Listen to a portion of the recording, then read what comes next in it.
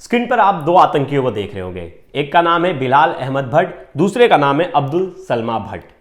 इन दोनों आरोपियों को कल जम्मू कश्मीर पुलिस ने गिरफ्तार किया। इन दोनों पर आरोप है कि पहलगाम में जो आतंकी हमला हुआ और जो आतंकी भारत में घुसपैठ किए, उन आतंकियों को इन्होंने हेल्प की थी, उनकी मदद की थी। मतलब भारत देश में ये बैठ के भारत का खा रहे और भारत के साथ ही गद्दारी कर रहे हैं। ऐसे ही गद्दार के वजह से भारत में जो बाहर से पाकिस्तानी आतंकवादी जो भारत में घुस के घुसपैठ बड़ी इजीली कर लेते हैं।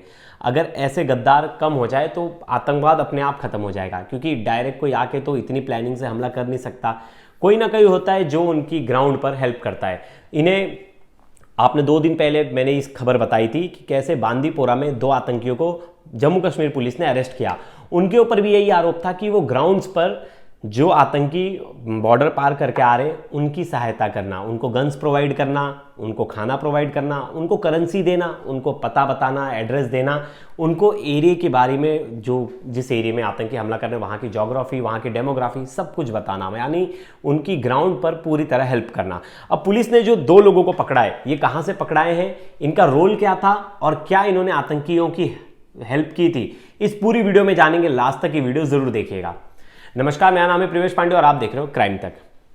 अब पहलगाम हमले के बाद पुलिस का सर्च ऑपरेशन जारी है। ज्वाइंट ऑपरेशन उनका आर्मी और सीआरपीएफ दोनों के साथ, और अलग अलग टुकड़ियों में जो रेड जोन्स हैं, जहां जहां इन्हें ऐसी खबर है कि इस जगह पे आतंकवादी या उनसे जुड़े लोग या जो उनकी सहायता कर रहे हैं वो लोग छुपे हुए हैं, पुलिस उन तक पहुंच रही है। और रेगुलर जो चेकिंग थी अब उसे बढ़ाकर इन्होंने बहुत स्ट्रिक्ट चेकिंग कर दी गई है। हर जगह, हर चेक पोस्ट पे, हर डिस्ट्रिक्ट के जो बॉर्डर्स है वहाँ, मतलब सब जगह पुलिस हर जगह तैनात है और बड़ी ही ईमानदारी से काम हो रहा है। अब इसी बीच हमने 2 दिन पहले एक न्यूज़ देखी कि बांदीपोरा से 2 टेररिस्ट को पुलिस ने अरेस्ट किया। उन दोनों के ऊपर आरोप था कि वो लोग ग्राउंड पर आतंकियों की हेल्प करते थे। उनके पास से भारी गोला बारूद मिला, उनके पास गन्स मिले, एम्यूनेशन मिला, सब कुछ था उनके पास जो एक आतंकी के पास होता है। और इनका काम क्या था, जो पाकिस्तान आतंकी यहाँ आ रहे हैं उनकी हेल्प करना है। और हेल्प किस वे में, उनको इसके यहाँ के बारे में ज़्यादा पता नहीं है कि ग्राउंड पे रियलिटी क्या है, ग्राउंड रियलिटी बताना, कैसे निकलना है, एस्केप प्लान, कहाँ से जाना है, कहाँ से आना है, उनको पैसे की कमी, खाने पीने की कमी, रुकने की कमी, ये सब चीज़ें ना हो उसकी जिम्मेदारी इनकी थी। और इसी कड़ी में जम्मू कश्मीर पुलिस कुलगाम में चेक पोस्ट पे उन्होंने चेकिंग लगा रखी थी। ये देखिए, ये जो पहलगाम से कुलगाम का जो डिस्टेंस है वो 1.5 घंटे का है। और पुलिस को शक था कि जो इनके लोग हैं ना, जो इन्हें सपोर्ट कर रहे हैं, जो देश में बैठ के देश का खा रहे हैं और देश से गद्दारी कर रहे हैं, उन्हें पूरा पता था कि यहीं कहीं होंगे आसपास। तो पुलिस ने चेकिंग लगाई। अब कुलगाम में जब पुलिस ऑफिसर्स ने चेकिंग लगाई, और उसमें भी सीआरपीएफ और सेना के जवान दोनों थे, जॉइंट ऑपरेशन था इनका, इन्हें एक टिप मिलती है कि 2 आतंकी जो हैं वो इसी रूट से जा रही हैं और उनके पास गन्स हैं, उनके पास गोला बारूद है, और इनका काम ये है कि सिर्फ आतंकियों को ग्राउंड पे हेल्प करना। और ये दोनों रहने वाले हैं थोकापुरा कमुहा के, मतलब ये यहीं के रहने वाले हैं, भारतीय कश्मीर में ही रहते हैं। और कश्मीर में रह के वो भारत के खिलाफ प्लानिंग रचते हैं, आतंकियों को सपोर्ट करते हैं, आतंकियों को गन मुहैया कराते हैं, आतंकियों के लिए सब वो मदद करते हैं, जो कि देश के लिए बहुत बड़ी गद्दारी है। लेकिन ऐसे गद्दारों के साथ भी पुलिस अच्छा सलूक करेगी आने वाले समय में। तो इनके साथ पुलिस क्या करती है, पुलिस नाकाबंदी लगाती है थलाम चौक।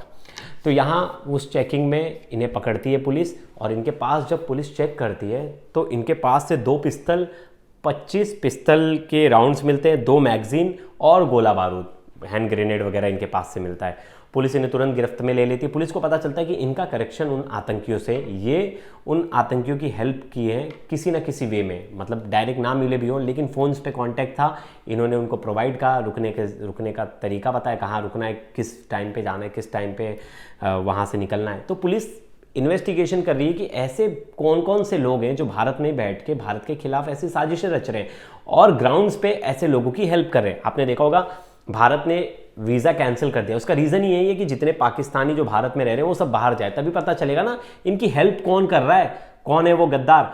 अब इसी कड़ी में जब इन दोनों को गिरफ्तार किया तो पुलिस ने प्रेस नोट जारी किया पुलिस ने, जिसमें बताया कि एक का नाम बिलाल अहमद भट्ट है और दूसरे का नाम अब्दुल सलमा भट्ट है। ये थोकपोरा जो इलाका है कमोहा के पास, थोकपोरा में कमहुआ जो इलाका है उसमें वहीं के ये रहने वाले हैं, वहीं के निवासी हैं। अब इन दोनों टोटल अब 4 ऐसे लोगों को पुलिस ने गिरफ्तार कर लिया है जिनका डायरेक्ट कनेक्शन निकल रहा है कि इन लोगों ने उन आतंकियों की हेल्प की थी जिन्होंने पहलगाम में हमला किया, पूरा दहशतवाद फैलाया।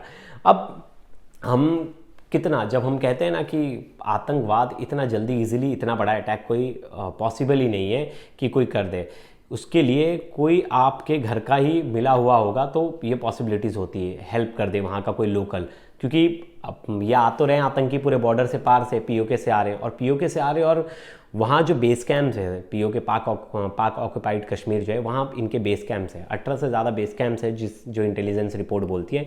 वहाँ 80 से ज़्यादा अभी भी लाइव ट्रेनिंग कैंप हैं और वहाँ 80 से ज़्यादा जो टेररिस्ट है वो ट्रेनिंग ले रहे थे।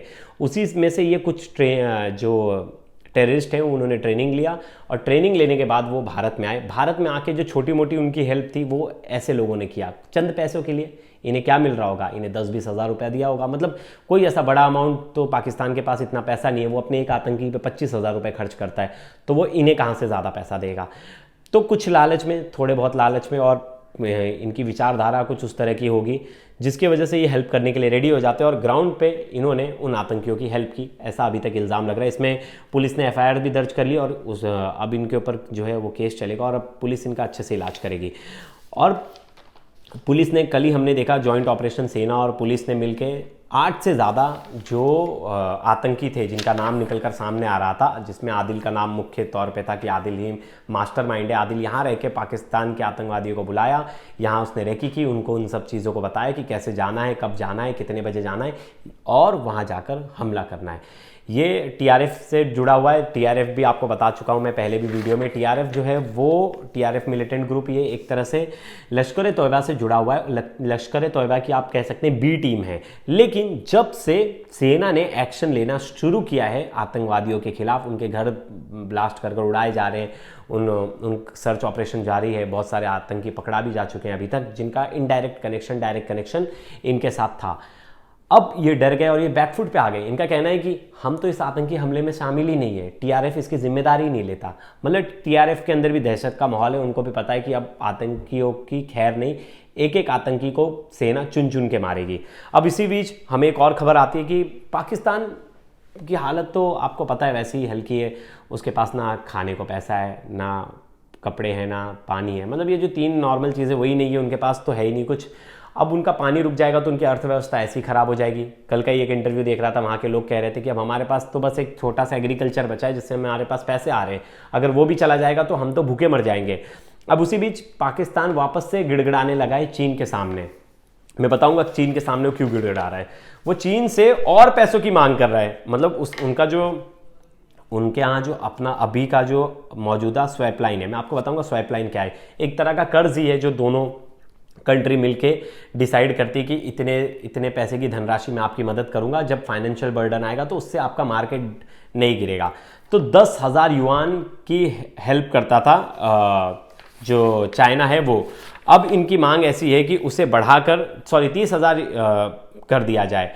और फाइनेंस जो पाकिस्तान के फाइनेंस मिनिस्टर है मोहम्मद औरंगजेब, इन्होंने एक इंटरव्यू अमेरिका में वॉशिंगटन में इन्होंने इंटरव्यू दिया। इन्होंने कहा कि पांडा बॉन्ड है जो चाइना और अमेरिका के बीच में बॉन्ड हुआ है कि उनकी करेंसी को इतने का वो लोन देते, एक तरह से एक लोन अमाउंट है और उस लोन अमाउंट को बढ़ाया जाए। मतलब कटोरा लेके वापस पाकिस्तान पहुंच गया चाइना के पास। और देखिए जो मैंने आपको युआन की बात करी कि 10 अरब युआन और बढ़ाने की बात कर रहा है।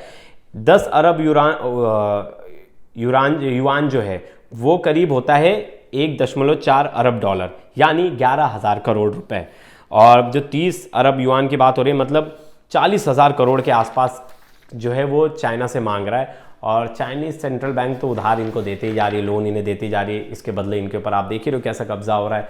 पाकिस्तानियों की मुंह से आवाज़ नहीं निकलता चाइनीज़ के सामने, वहीं उनके धीरे धीरे इतना इंटरफ्रेट हो जाएगा और उनकी जो सरजमी है धीरे धीरे चाइना उस पर इतना काबिज हो जाएगा कि पाकिस्तान का खुद का कंट्रोल नहीं होगा। इसीलिए तो बलूच लिबरल आर्मी जो है बलूचिस्तान में वो पूरी तरह से चाइना के खिलाफ है। उनका कहना है कि चाइना को हम अपने सरजमीन में क्यों रोड्स बनाने दे रहे हैं, क्यों हम अपनी ज़मीनों उनके हवाले कर रहे हैं। इससे तो चाइना का फ़ायदा हो रहा है, लेकिन पाकिस्तान की इंटरनल सिक्योरिटी, उनका इंटरनल अफेयर्स में पूरा ताक झांक चाइना का होगा और चाइना इसका बखूबी फ़ायदा उठाएगा। हमने देखा बलूच आर्मी ने क्या किया इसके विरोध में। 2 दिन पहले उन्होंने पाकिस्तानी सेना के एक बंकर को उड़ा दिया, फिर उन्होंने पाकिस्तानी सेना के एक ट्रक को उड़ा दिया जिसमें 10 से ज़्यादा पाकिस्तानी जवान थे और उन पाकिस्तानी जवानों की मौका वारदात पे ही मौत हो गई। ये आईईडी ब्लास्ट था जिसका वीडियो भी बलूच आर्मी ने शेयर किया था। अब देखिए कल से पाकिस्तान रोने लगा है, वो कह रहा है कि हमारे देश में बाढ़ आ गई है, भारत ने पानी छोड़ दिया है, सिंधु नदी का पानी ज़्यादा छोड़ दिया। अब तरह तरह के बहाने बना रहा है और कह रहा है कि हम बह जाएंगे, हमारे यहाँ बाढ़ ज़्यादा आ रही है। एक तरफ उनके लोग कह रहे हैं कि हमारे पास पानी नहीं है होगा तो हम एग्रीकल्चर कैसे करेंगे, हम तो बहुत ज़्यादा नुकसान में चले जाएंगे। तो पाकिस्तान की तो हालत ख़राब हो गई। अब भारत ने इतनी स्ट्रॉन्ग अपनी डिप्लोमेटिक पावर दिखाई है क्योंकि तालिबान जैसा कंट्री, मतलब अफगानिस्तान की जो तालिबान सरकार है वो भी भारत को सपोर्ट कर रही, चाइना को भी भले ही बोलने के लिए, लेकिन उसने सपोर्ट किया। उसने कहा कि हम इस दुखद घड़ी में भारत के साथ है और भारत जो एक्शन लेगा उसे लेना भी चाहिए, टेररिस्ट के खिलाफ स्ट्रिक्ट एक्शन। इस तरह से तमाम देशों ने भारत को सपोर्ट किया है। लेकिन सबसे चौंकाने वाली बात थी कि जब ऐसे लोग पकड़ाते हैं, जो हमने स्टोरी में स्टार्टिंग में जिक्र किया कि ऐसे लोग जब पकड़ाते हैं जो भारत में ही रह रहे हैं और भारत का ही खा रहे हैं और भारत से ही गद्दारी कर रहे हैं, तभी बड़ा सवाल उठता है कि आप कितनी भी इंटरनल सिक्योरिटी अपनी स्ट्रांग कर लो, लेकिन अगर जब तक ऐसे गद्दार होंगे और जो जिनके मन में होगा कि देश से गद्दारी करनी है, तो आप कितनी भी सिक्योरिटी स्टार्ट कर लो, अगर ऐसे लोग बढ़ते गए और अगर ऐसे लोगों ने प्लान कर करके उनकी आतंकी की हेल्प की, तब तो मुश्किल है। आप इंटेलिजेंस स्ट्रांग करते रहिए, पता चला आपके घर के लोग ही आपकी आतंकियों की हेल्प कर रहे हैं। तो दोस्तों ये वीडियो कैसी लगी ज़रूर बताइएगा। धन्यवाद।